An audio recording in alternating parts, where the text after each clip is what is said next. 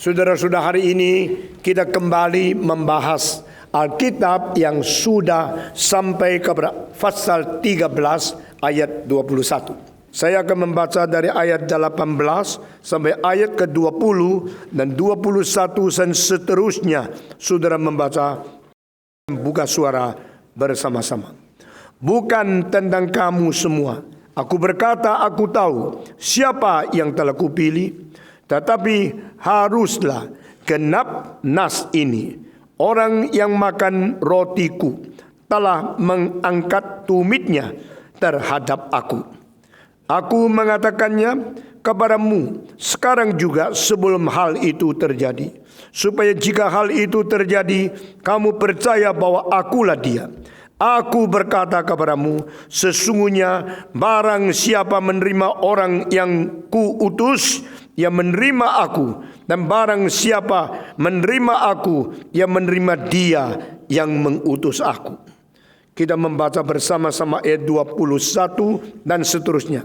Setelah Yesus berkata demikian, ia sangat terharu, lalu bersaksi, aku berkata kepadamu, sesungguhnya seorang di antara kamu akan menyerahkan aku. Murid-murid itu memandang seorang kepada yang lain. Mereka ragu-ragu siapa yang dimaksudkannya.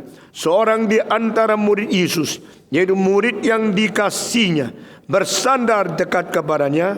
Di sebelah kanannya kepada murid itu, Simon Petrus memberi isyarat dan berkata, tanyalah siapa yang dimaksudnya itu.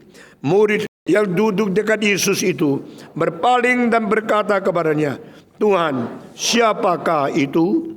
Jawab Yesus, dialah itu yang kepadanya aku akan memberikan roti sesudah aku mencelupkannya.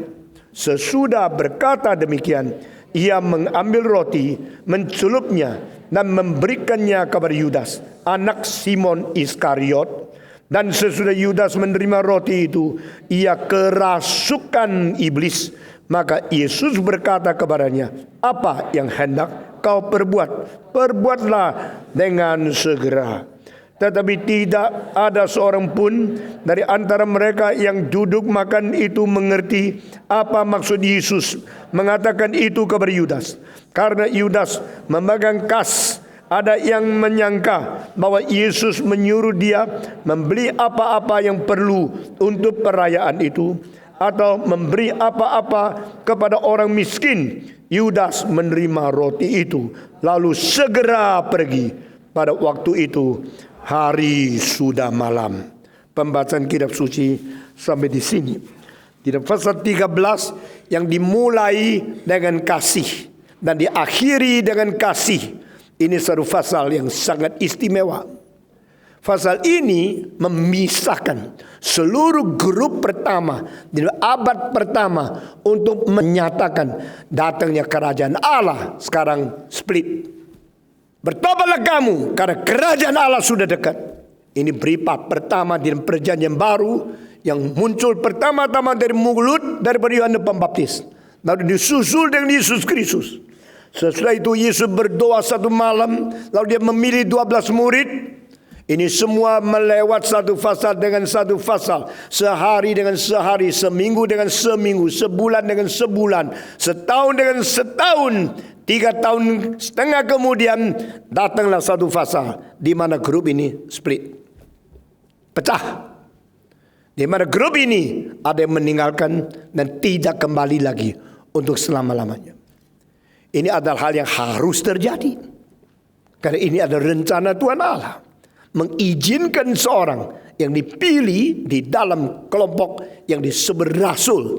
Tetapi mengizinkan orang ini sesuai dengan nubuat Alkitab yang harus digenapkan. Menjual Yesus lalu dia pergi.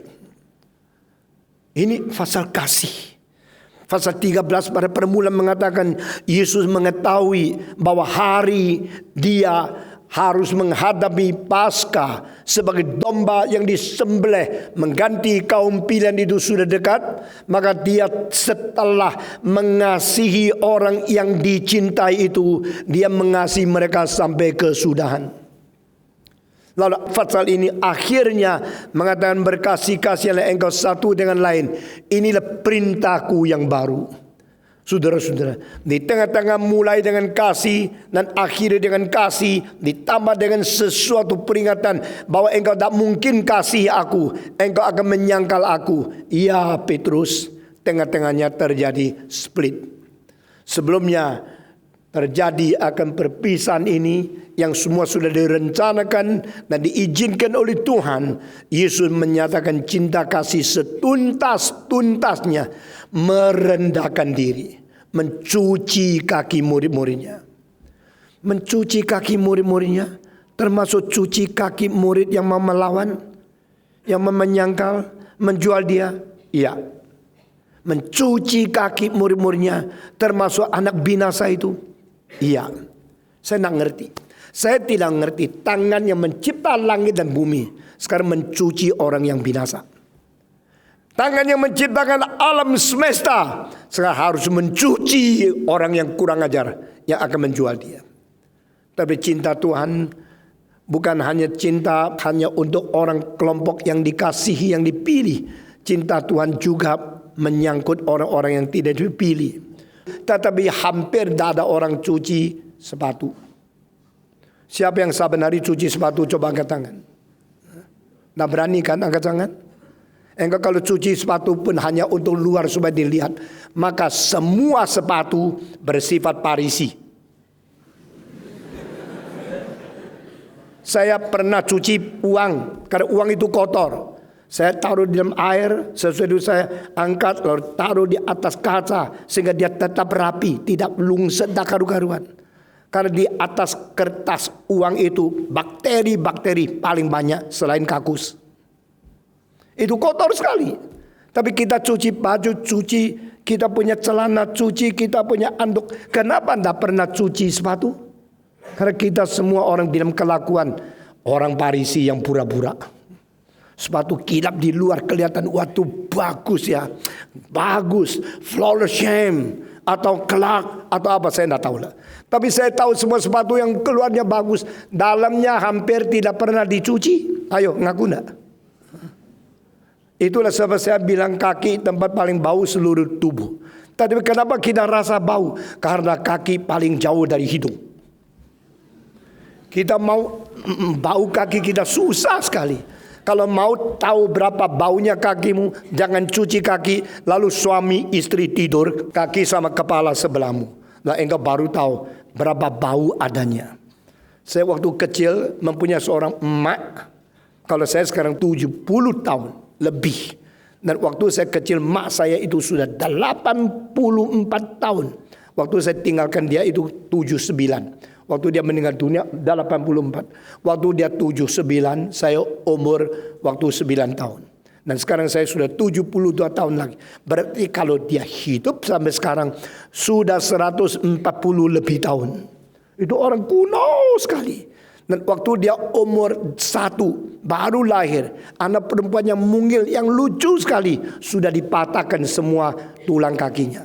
Dipaksa karena istiadat Tionghoa sejak daripada Ming Qing dinasti.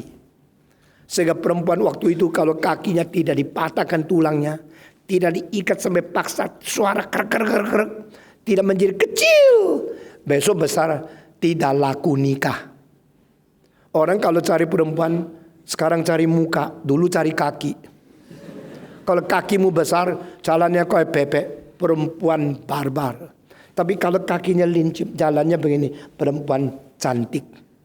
Sifat keperawanan, keperempuanan itu terlihat daripada cara jalan. Kalau kakinya kayak burung, jalan begini. Karena namanya San Chun Jin Lian. San Chun berarti 9 cm.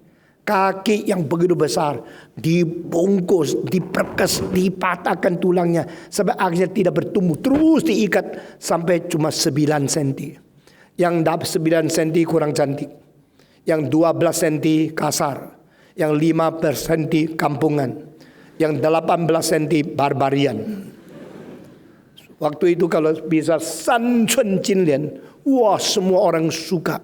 Itu kebudayaan menghancurkan kebijakan Tuhan di dalam mencipta. Dan sampai emak saya itu masih kaki itu. Waktu saya umur 9, saya ingat satu kali waktu dia buka kakinya lalu dicuci, baunya. Saya lari 9 meter. Dari rumah saya pergi ke sebelah, tidak mau pulang. Tertanya, sudah belum? Sudah belum? Sudah apa? Sudah selesai cuci belum? Kalau sudah selesai cuci, sudah bersih, sudah wangi, baru saya balik. Nah itulah zaman kuno seperti itu. Jangan ketawa, mak-makmu juga sama. Nenek moyang kita dulu di Tiongkok semua begitu. Dan saudara-saudara, waktu itu saya pikir ya, itu ada seorang pembantu, kok mau ya cuci kaki, baunya kayak begini. Kasih saya berapa harga pun saya pasti tidak tahan. Pasti saya tidak mau terima uang, tidak mau cuci kaki itu. Tapi waktu saya baca Alkitab saya tahu Tuhan Allah, anak yang tunggal cuci kaki. Siapa pernah mencuci kaki orang lain? Coba angkat tangan. Saudara-saudara, zaman itu sepatunya terbuka. Zaman itu jalannya tidak aspal. Zaman itu kaki-kaki penuh dengan debu, penuh dengan kotor, penuh dengan kenajisan. Dan Yesus mencuci kaki muridnya. Semua diam-diam. Kenapa? Kebanyakan murid tidak berani tanya. Tapi pada waktu cuci kaki sampai Petrus itu kalau tidak ngomong bisa mati.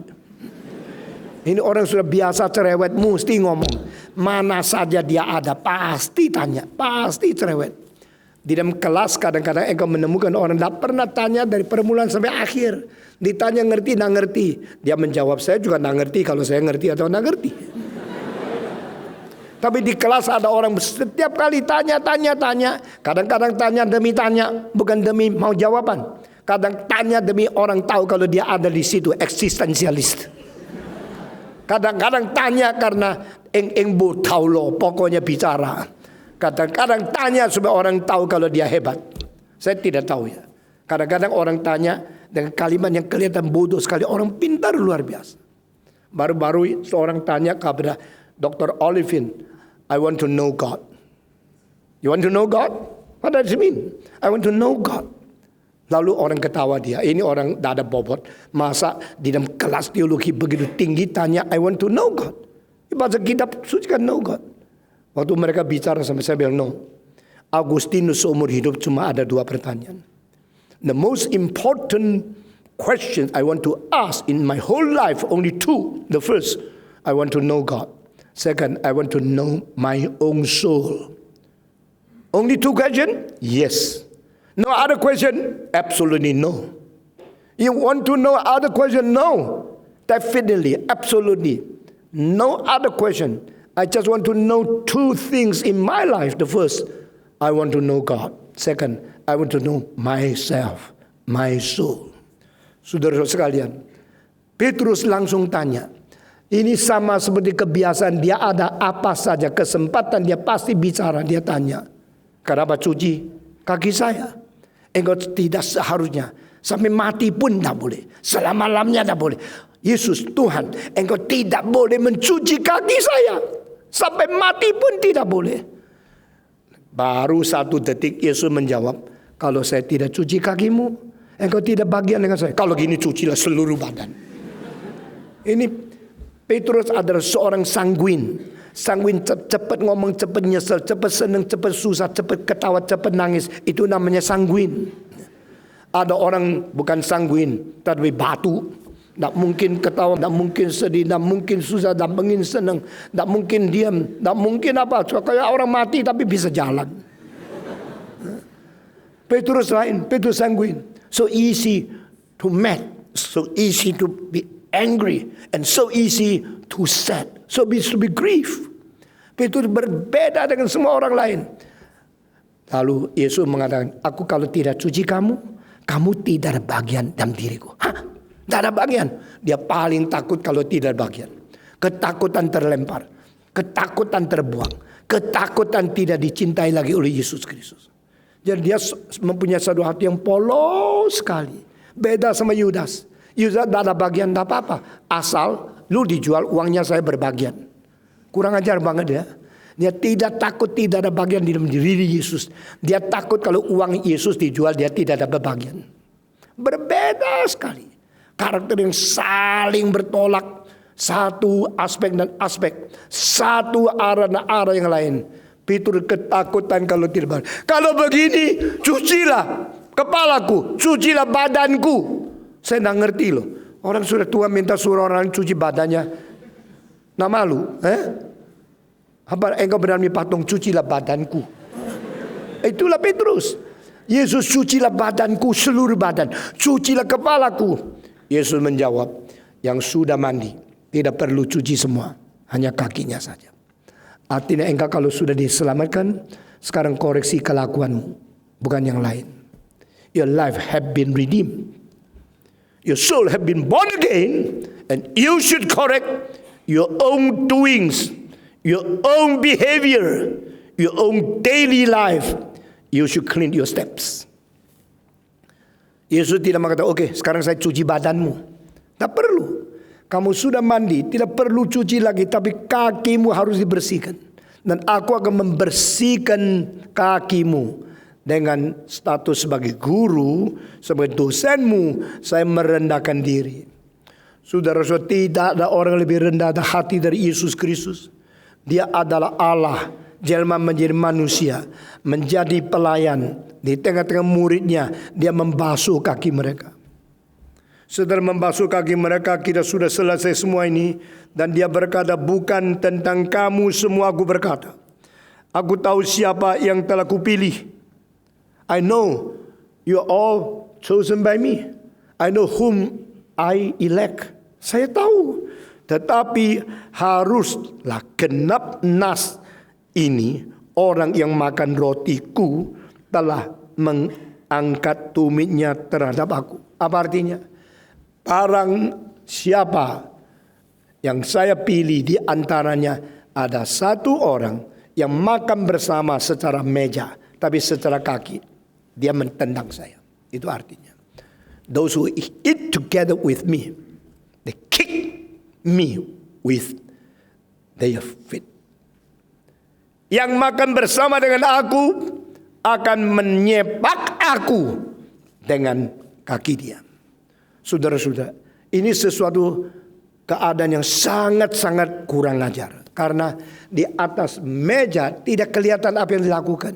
Yang dilakukan di bawah meja. Saudara-saudara sekalian, ini orang yang paling tidak jujur. Karena kelihatan beres. Saudara-saudara, kalau ada orang senyum sama kamu di atas meja. Waktu foto bagus, tapi saat dia senyum, dia sepak kamu. Orang itu orang jahat. Jangan berkawan dengan orang seperti ini. Yang kelihatan senyum-senyum. Yang kelihatan baik-baik sama kamu. Peribahasa Tionghoa mengatakan, di dalam senyuman menyimpan pisau. Xiao li chang dao. Orang yang paling banyak dibunuh sepanjang sejarah adalah Pol Pot. Dan orang-orang yang disebut Khmer merah terjadi di Indochina. Dan waktu itu lebih 3 juta manusia dibunuh habis. Tulang-tulangnya tidak tahu mau dibuang di sana. Dikumpulkan tengkorak-tengkorak menjadi seperti gunung. Tetapi orang-orang yang membunuh bukan orang yang kelihatan kejam. Justru orang yang kelihatan kejam kadang-kadang hatinya lembut. Orang yang kelihatan senyum-senyum, dalamnya ada pisau. Maka wanita, jangan kira kalau suamimu senyum-senyum baik. Jangan kira orang yang kelihatan ramah itu pasti baik. Banyak orang mempunyai muka satu aspek, hatinya aspek yang lain. Janganlah tertipu oleh lahiriah. Janganlah hanya melihat tampang saja. Demikian firman Tuhan. Saudara-saudara sekalian, orang yang makan bersama di atas meja dengan aku, dengan kaki tuminya diangkat menyepak aku. Kalimat ini dari siapa? Dari Yesus Kristus. Anak Allah pun di dunia mengalami pemberontakan seperti ini. Anak Allah yang tunggal datang ke dunia untuk menyelamatkan. Dijual oleh murid yang dia pilih sendiri. Orang yang pergi ke sini sana dengan tangan menyembuhkan orang sakit, dengan kaki melintasi kampung, kota, desa, gunung dan semua tempat-tempat di pantai. Yesus Kristus Dengan kedua kakinya menjelajah semua tempat. Dan kedua tangannya menyembuhkan orang sakit. Adalah harus dipaku di atas kayu salib. Dengan kedua tangan diulurkan untuk dipaku dan dilubangin. Kedua kakinya dilubangin. What's wrong? What kind of mistake he have done? Nothing.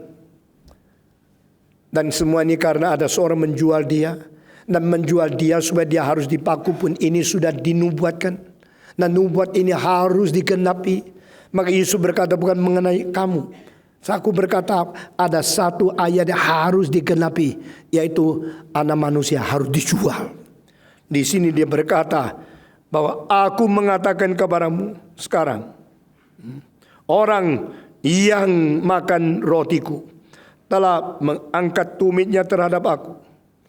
Inilah satu hal yang harus genap. Nas yang harus disempurnakan ini.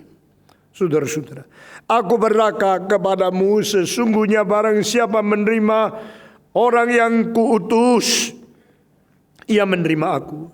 Dan barang siapa menerima aku, ia menerima dia yang mengutus aku. Setelah Yesus berkata seperti ini, lalu dia sangat terharu. Atau di dalam terjemahan lain, dia sangat-sangat sedih di dalam hatinya. Yesus datang ke dunia mengalami perasaan manusia secara psikologi. Dia merasa sangat-sangat sedih di dalam hatinya. Lalu bersaksi, aku berkata kepadamu sesungguhnya seorang di antara kamu akan menyerahkan aku. Nah ini Yudas masih ada. The first time revealed so clearly. Among you, there's one. You want to sell me? Di antara kamu ada satu orang akan menjual aku. Dia langsung kata, langsung dengan membabarkan secara belak-belakan. One among you. Ini di antara 12 orang ada satu murid, you. Bukan orang lain. Ini semua kaum pilihan. Ini semua saya pilih sendiri. Dan di antara ini ada satu yang malam ini akan menjual aku. Kalau engkau melihat di dalam Injil Matius, mereka langsung, akukah? Akukah? Akukah? Akukah? Akukah? Akukah? Apakah itu aku ya Tuhan? Is it me? Is it me? Johann Sebastian Bach di dalam Passion Music yang ditulis Saint Matthew Passion, dia mengatakan kalimat itu dengan musik diiringi oleh orkestra 11 kali. Is it me? Is it me? Is it me? Is it me? Is it me? Is it me? Is it me? Is it me? 11 kali. Kenapa 11 kali? Karena Yudas tidak mengatakan kalimat Tuhan, akukah itu? Kenapa Yudas tidak mengatakan? Karena Yudas di dalam hatinya tidak ada Tuhan. Dia tak boleh keluar dari mulutnya. Di dalam hal ini tetap jujur dia. Dia jujur tidak mau mengaku Tuhan. Tapi herannya 11 orang kalau ngomong engkau diam, pasti kamu dong. Iya dong. Semua 11 ngomong kok.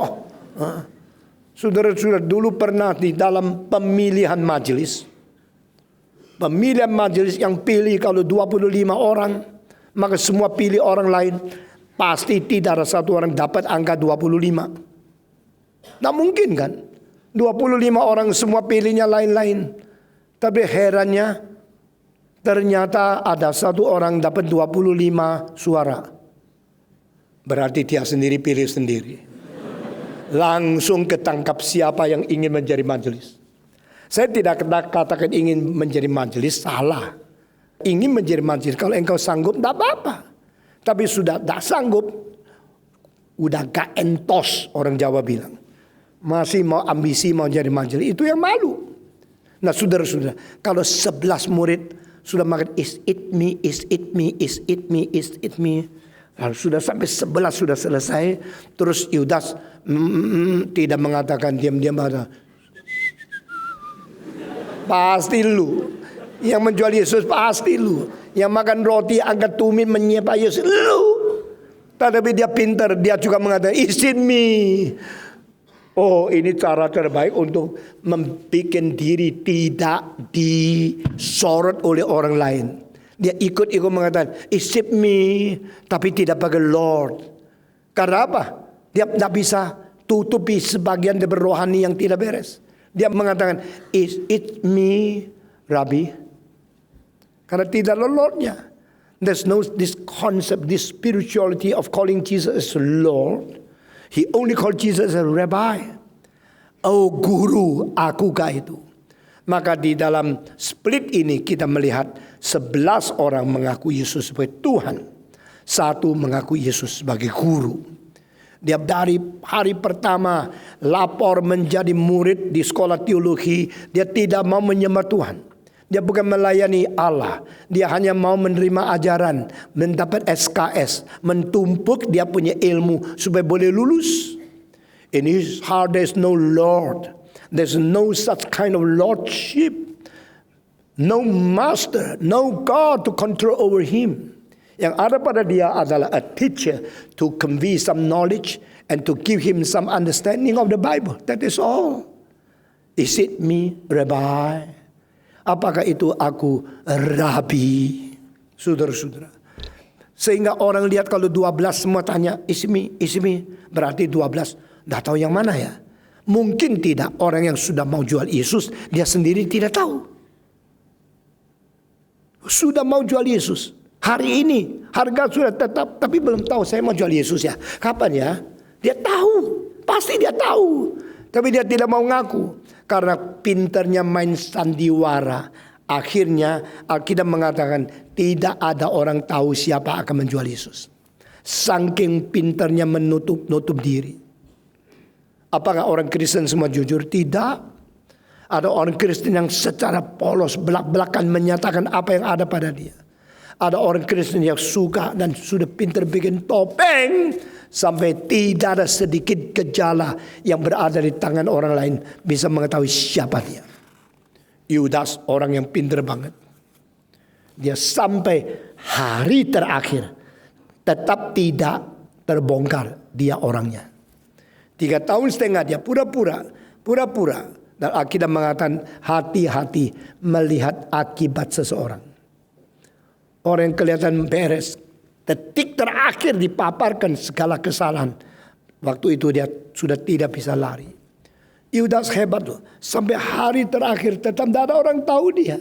Berarti dia sama-sama dia mempura-purakan diri lebih dari 1000 hari. 3 tahun setengah. Kalau 1 tahun itu 365 hari. 2 tahun itu 730 hari. Kalau 3 tahun sudah lebih daripada 1100 hari.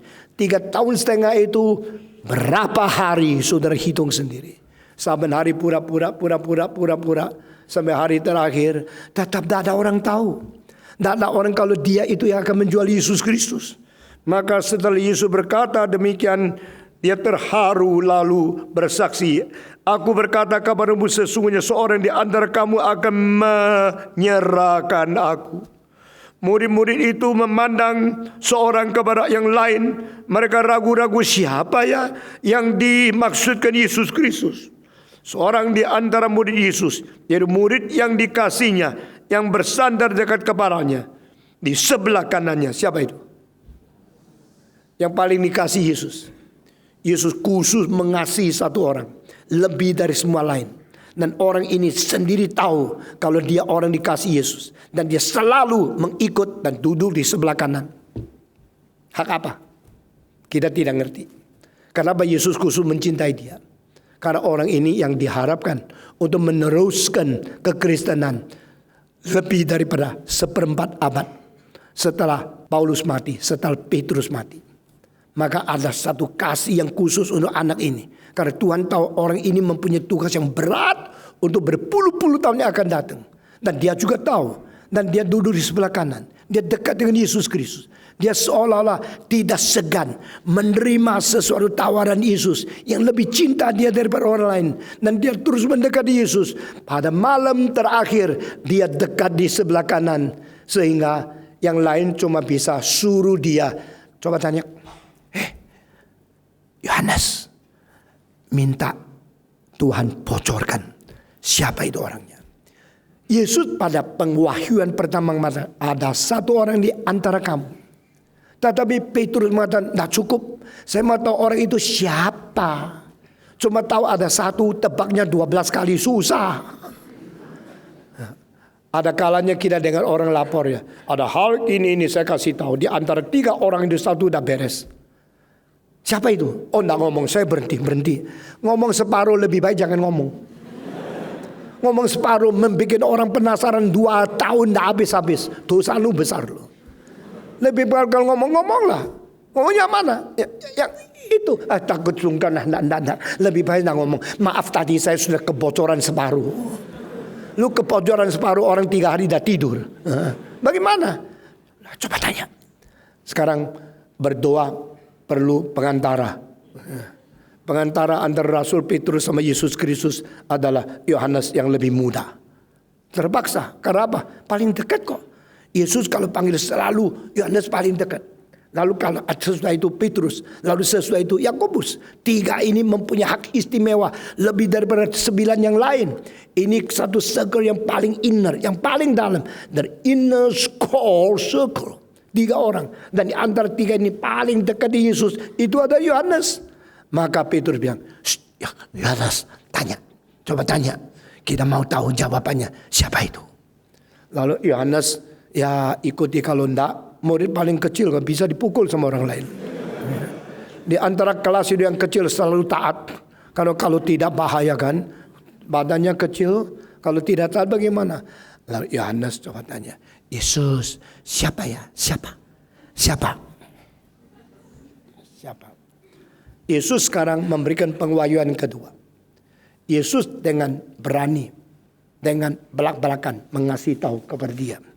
Maka murid yang duduk dengan Yesus itu berpaling dan berkata kepadanya, Tuhan, siapakah itu? Jawab Yesus, tidak usah tahu. Nanti besok tahu sendiri. Entah loh, Yesus sangat mengasihi dia. Dan Yesus suka memberikan segala rahasia kepada murid ini. Yesus selalu mengatakan yang paling intim kepada dia. Dan jangan iri ya, kalau orang dicintai itu, karena itu tugas berat. Kalau tidak ada Yohanes, kita tidak pernah mengetahui ayat Yohanes 3:16. Kalau tidak Yohanes, kita tidak pernah mengetahui anak Allah bagaimana berdoa dengan Allah Bapa. Kalau tidak Yohanes, kita tidak pernah mengetahui ada seorang nama Nikodemus pernah mencari Yesus. Kalau tidak Yohanes, kita tidak pernah mengetahui ada seorang yang didekat oleh Yesus di pinggir sumur yang namanya perempuan Samaria. Kalau tidak Yohanes, kita tidak pernah mengetahui banyak hal hanya dicatat oleh Yohanes. Kalau tidak Yohanes, tidak ada peperangan antara Christianity and the Gnosticism in the end of the first century. Kalau tidak Yohanes, so many things will lost, will missed, will be fly away. Kalau tidak Yohanes, tidak pernah ada orang mengetahui Allah itu Logos. Logos beserta dengan Allah. Dan Logos pencipta segala sesuatu. Karena Matius tidak catat. Markus tidak catat. Lukas tidak catat. Apa salahnya Yesus mendekati seorang yang dia kasih dan memberikan lebih banyak wahyu kepada anak ini? Apa salahnya sehingga menimbulkan iri hati banyak orang kepada dia? Yesus yang mengetahui dia harus mendekati dan memberi pengertian kepada anak ini. Karena tugas berat ada di atas anak ini. Orang lain diam. Dan Yesus berkata kepada dia, aku celupkan roti lalu serahkan kepada siapa? Itulah orangnya yang akan menyerahkan aku. Di sini Yesus memberikan pengwahyuan lebih intim, lebih dekat. Dan memberikan hak kepada Yohanes yang boleh tahu. Yang lain tidak usah tahu. Ini haknya Yesus, mau apa? Lalu sesudah itu, Yesus mencelupkan roti dan taruh di piring daripada Yudas Iskariot. Saudara baca ayat selanjutnya sangat mengkagetkan. Setelah Yudas terima roti itu, dia dirasuk setan. Saudara-saudara hati-hati, jangan terima sesuatu yang tidak wajar engkau terima. Jangan menetapkan sesuatu, tetap mau anugerah Tuhan. Saudara-saudara, kadang-kadang orang Kristen terima suapan orang langsung dengan faedah yang diterima menjual seluruh kekristenan. Kadang-kadang orang gereja menerima kebajikan yang ditawarkan oleh orang jahat. langsung bongkar semua rahasia gereja. Orang Kristen kalau matanya duitan, tidak ada lagi Tuhan. Kalau hanya profit, dia boleh menjual Kristen. Kalau hanya mendapatkan sesuatu keuntungan, dia menginjak nama Yesus Kristus.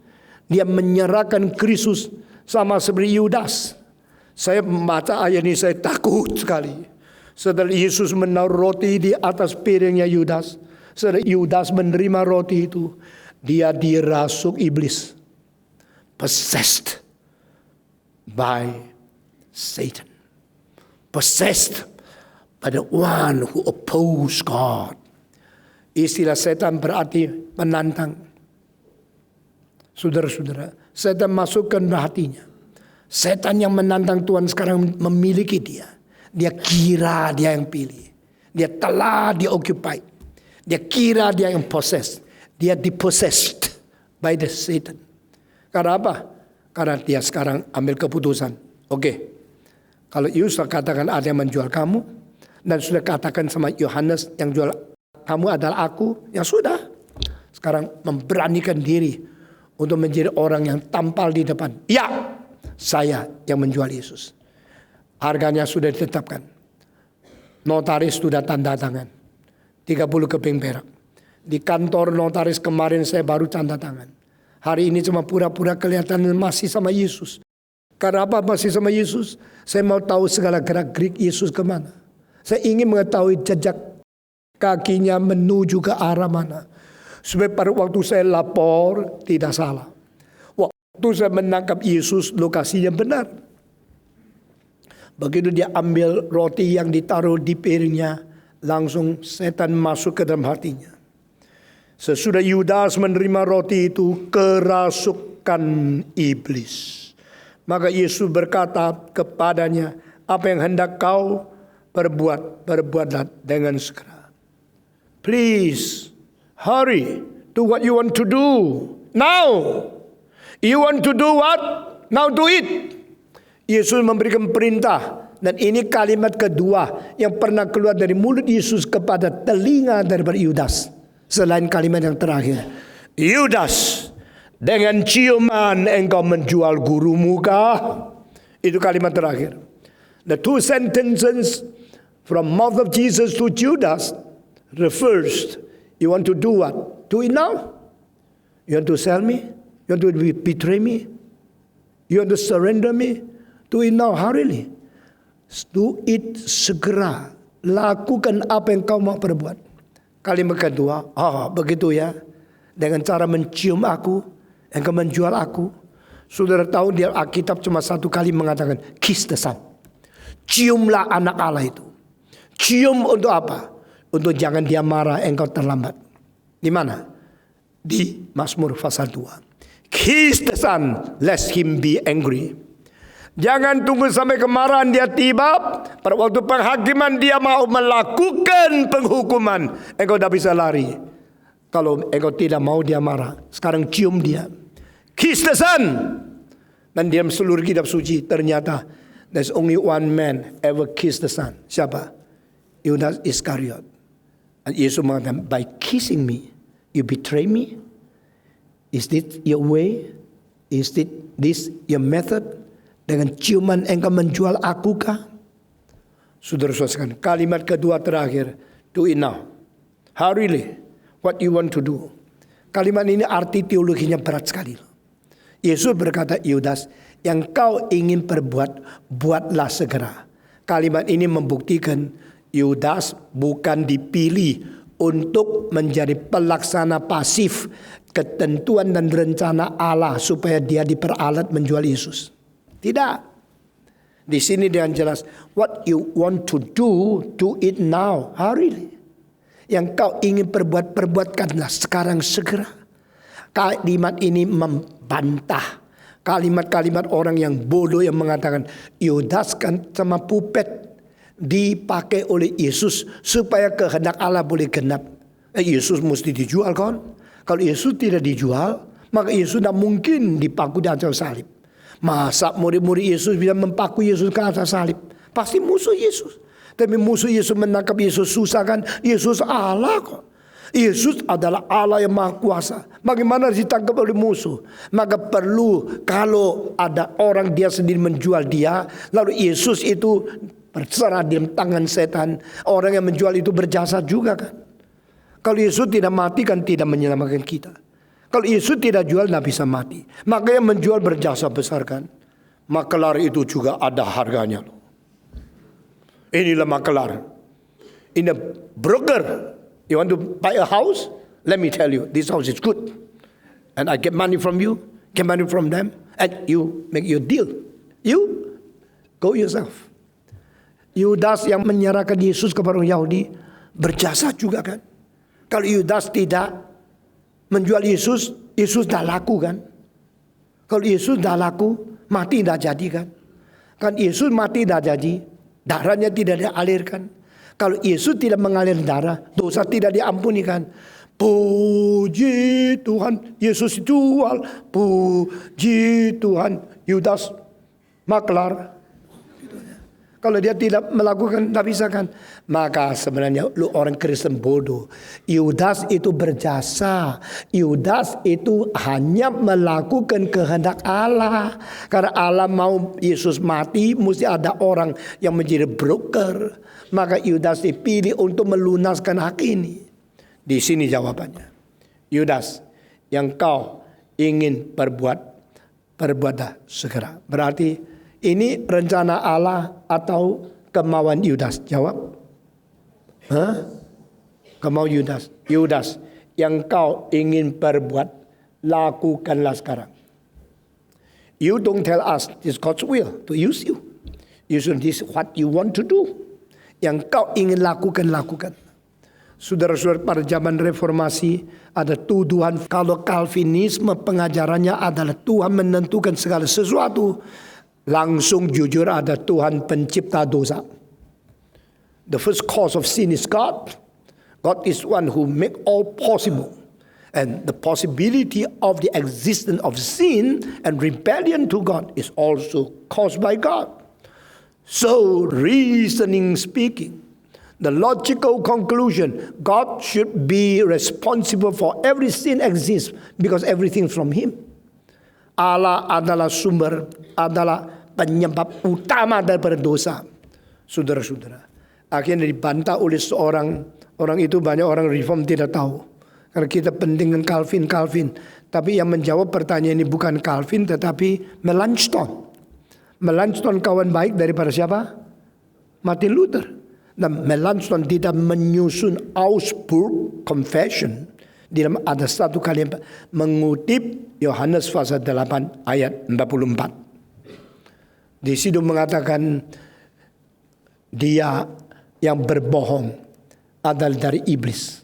Karena iblis adalah bapa semua orang berbohong.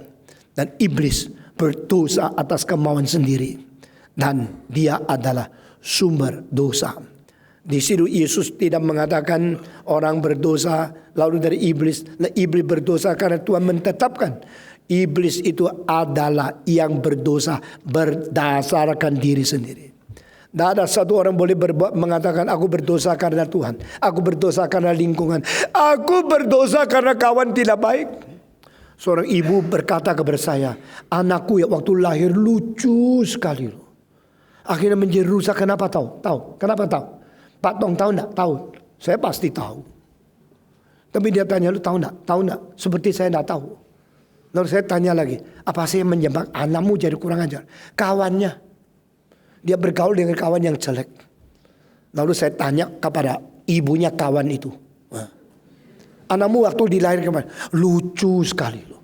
Anakku baik sekali. Akhirnya menjadi rusak karena kawannya, yaitu anak ini.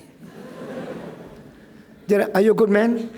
Since the beginning, you're so pure, so perfect, and influenced by others. So you blame others. Alkitab bilang, no.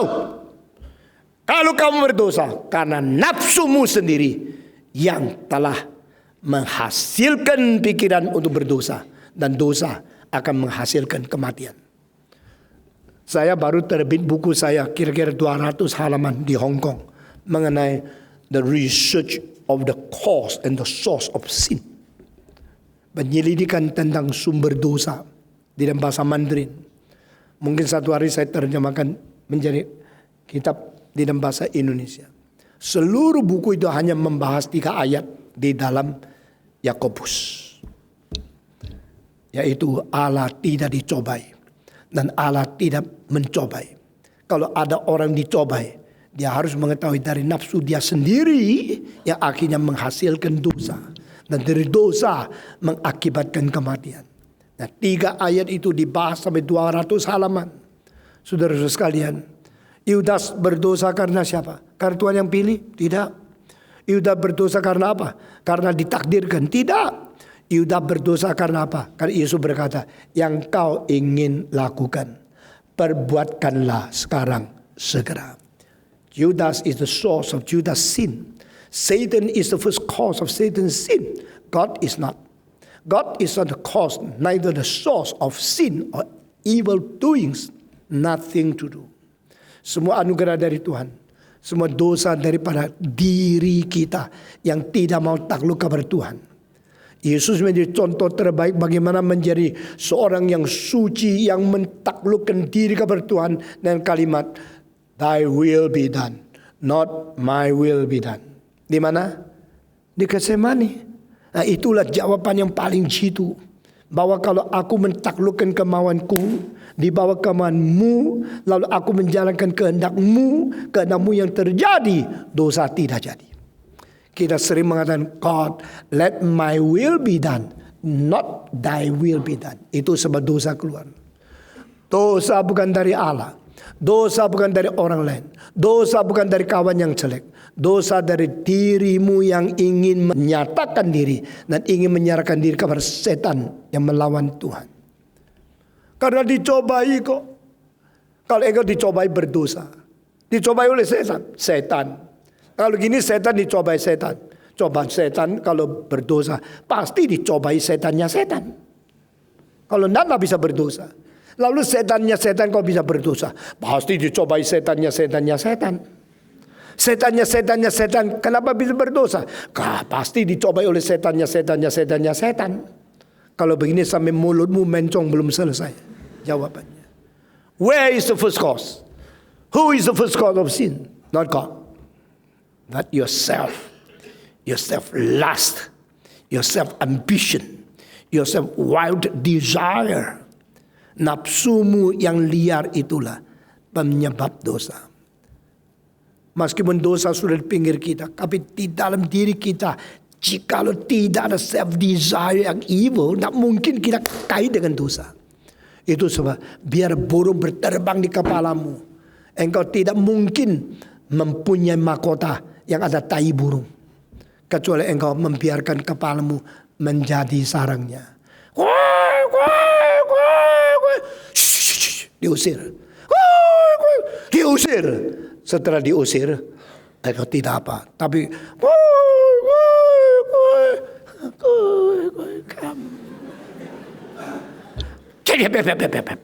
di sini. Taruh perak di sini. Engkau bilang, wangi juga. Pasti lu berdosa. Tidak ada orang boleh menolak pencobaan. Itu pasti ada. Tapi tidak perlu engkau menyambut percobaan itu datang kepada dirimu. Engkau tidak bisa tolak burung berterbang di atas kepalamu. Tapi engkau boleh menolak dia bersarang di atas kepalamu ini. Reject him. Cast him out. Alkitab mengatakan jikalau setan datang, engkau harus mengusir dia. Jauhkan diri daripada dia. Jangan bersekongkol dengan dia. Your self-desire, your lust, itu yang menjadikan engkau jatuh di dalam dosa. Yesus berkata dengan jelas. Setelah roti itu diterima, setan merasuk dia. Dan dia keluar. Dia keluar menganggap this is freedom. This is so-called liberty. I'm now released. I'm now so happy. No more constraint. No more power to control over me. No more the law of God now becomes a restricting power in my freedom. I'm now free. Let you free. And you're free in your own bondage. You're free. And you're free to change another cage. Engkau keluar dari sarang kecil. Lalu dibawa ke dalam sarang yang besar sekali. Wah, bebas engkau terbang. Bebas di dalam sarang lebih besar. Bukan bebas di dalam tanpa sarang. Saudara-saudara, Yudas berdosa atas kemauan dia sendiri. Dan Yesus mengizinkan yang kau ingin perbuat, perbuatlah sekarang segera. Lalu dia keluar. Apa yang hendak kau perbuat, perbuatlah dengan segera. Tetapi tidak ada seorang pun dari antara mereka yang duduk makan itu mengerti apa maksud Yesus mengatakan itu kepadanya. Karena Yudas memegang kas, ini adalah bendahara pertama di dalam sejarah kekristenan. Semua 1, 2, 3. Bendahara pertama di dalam seluruh kekristenan pertama. The church treasurer. The first church treasurer. Oh, kenapa ya Yesus pilih Yudas ya? Oh, Yesus sengaja pilih bendahara yang salah. Nah, ini saya tak ngerti ya. Banyak hal saya makin baca Alkitab makin tak ngerti. Makin tua merasa diri makin bodoh. Tapi engkau bilang aku masih muda jauh lebih pintar. Silakan. Saya harap engkau waktu tua juga merasa dirimu makin bodoh. Karena harus tidak mengerti terlalu banyak. Kenapa dipilih Yudas? Bukan Petrus yang pegang uang. Sehingga pada hari terakhir Yesus bilang, lakukan. Segera. Apa yang kau harus lakukan. Yang kau ingin perbuat. Yudas, oh kalau gini orang pasti tidak mungkin mengerti arti sesungguhnya. Mereka akan tetap terselubung dengan arti saya sekarang mau melakukan sesuatu. Bill Gates pernah mengatakan, to live in poorness, there's nothing wrong. Dan to die very poor, that's your fault. Saya membalik, to be born in poorness, that's God's will. And to die in richness is your shame. Waktu engkau mati kaya luar biasa, berarti engkau sudah tidak hak memakai uang menolong orang lain. Engkau sudah mati. Hak engkau bisa menjadi berkat sudah tak.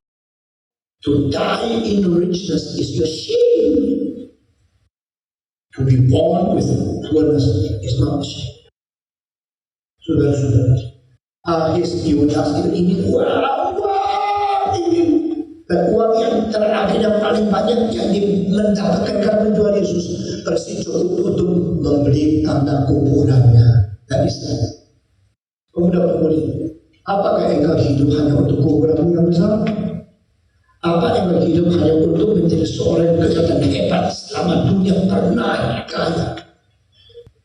To die in richness is your shame.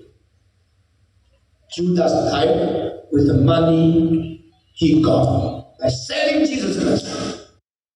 Only enough to buy the land for his cause. Untuk bayarnya. Ini semua ajaran Alkitab besar dan keras. Manusia mempunyai nilai tinggi sekali. Jangan kita menjual diri, mempermain-mainkan diri. Mari kita berdoa. Bapa di dalam surga, setiap minggu engkau memberi pengajaran yang ajaib, yang besar, yang serius kepada kami. Biar apa yang kami terima dari firman benar-benar menyadarkan kami, mengingat kami kembali, dan membawa kami kembali ke rencana. Berkati kami masing-masing. Dalam nama Yesus Kristus, Rebus dan Juru Selamat kami yang hidup. Amin.